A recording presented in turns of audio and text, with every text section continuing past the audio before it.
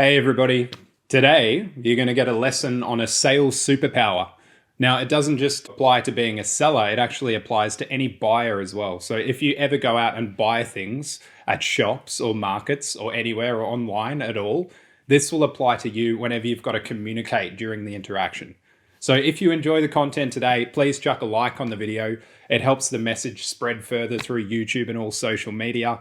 And also, if you haven't already, subscribe to the channel. We've got some really good content on there, and we're always updating it and putting out new lessons, new information, new stuff for you to check out. So let's get straight on into it. Now, today we're talking about indifference.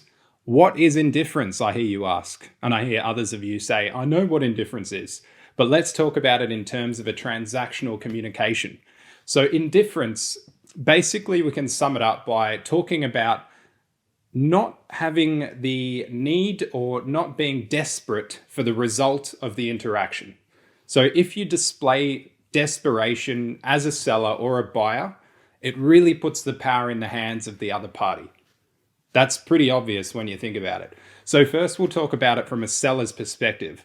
Now, what are some of the key trademarks of a desperate seller who is not displaying indifference? They're going to be pretty much pleading with you to buy their product. They're going to be making it all about them and not about you. So as a seller, it's really important to display indifference. Let the product do the talking. Fall back on your product knowledge and everything you know about it.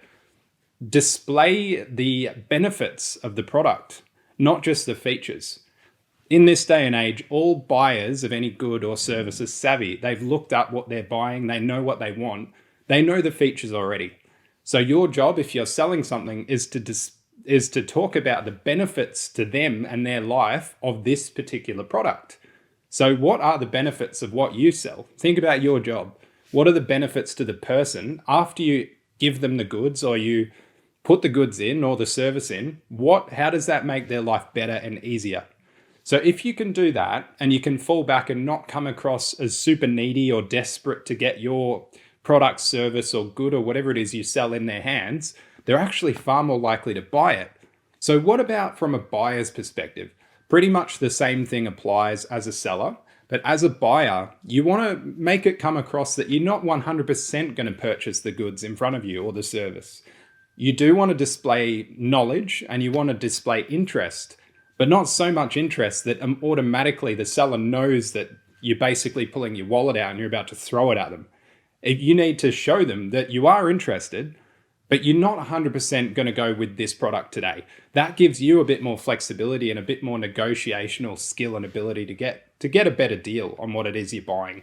What are some of the techniques you can use in collaboration with indifference to really hit home with it? Now, important things from a buying and selling perspective.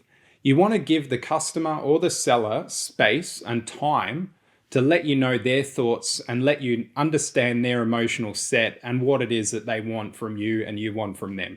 So a really good way to do this is to be relaxed. Show relaxed language, use relaxed body language, and also think about what you're going to ask before you go into the situation. So if you're a seller, you've always got time to prepare what you're going to sell. If you're a buyer, you've always got time to prepare your question lines for what you're going to buy.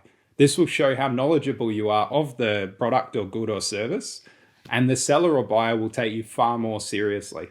From a sales perspective, a really good way to display indifference is to use soft closing. If you don't know what soft closing is, you can jump down in the link in our course, join the Foundations course. Loads of good explanations on the ways you can soft close and hard close and trial close for that matter.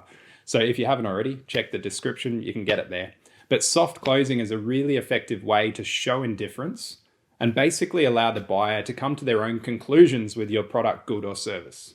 And one of the final tips I'll give you, really important one, whenever you're a buyer or a seller, remember to make a friend before you make a sale or a purchase. It's really advantageous for the person to like you who is on the other side of this communication and for you to have a little bit of personal knowledge about that person. As a seller, if you're asking personal questions about your customer, it shows that you're not hardline on just nailing out this sale and getting this product in their hands. You care about them. You care about the interaction. This shows a bit of indifference, shows genuine authenticity. So remember to make a friend before you make a sale at all times. Thanks if you've made it this far in the video. Massively appreciate your attention.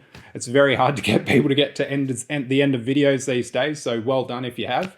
And we'll keep producing really good content for you all the time, so hope you liked it today. If you did, maybe share it with a friend. I'd appreciate that, and they probably would too.